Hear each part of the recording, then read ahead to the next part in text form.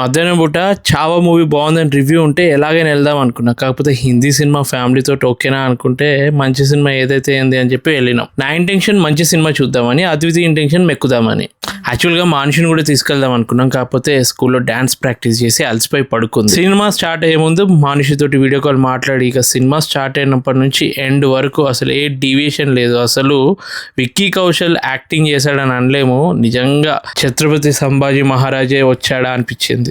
మీకు హిందీ వచ్చినా రాకపోయినా ఇంగ్లీష్ సబ్ టైటిల్స్లో అయినా తప్పకుండా చూడండి. ఈ ప్రజెంట్ జనరేషన్కి నచ్చేలాగా ఇంత మంచిగా సినిమా తీయడం నిజంగా గ్రేట్. విక్కీ కౌశల్కి ఈ ఇయర్ ప్రతి అవార్డు వస్తుంది. అసలు సినిమాలో ఉన్న క్యారెక్టర్స్ని చూసి నిజంగా వాళ్ళ రియల్ పేర్లు కూడా మర్చిపోతాం. అసలు లాస్ట్ 40 minutes అయితే ఎక్స్పెక్ట్ చేయలేదు ఇంత బాగుంటుందని. అసలు థియేటర్లు ఇప్పటి వరకు నేను అరిచిందే లేదు. ఈ సినిమాకి ఎందుకు అరవాలనిపించి అరిచాను. అసలు ఇలాంటి సినిమా డైరెక్ట్ చేసిన డైరెక్టర్కి hats off. Dialogues, music super.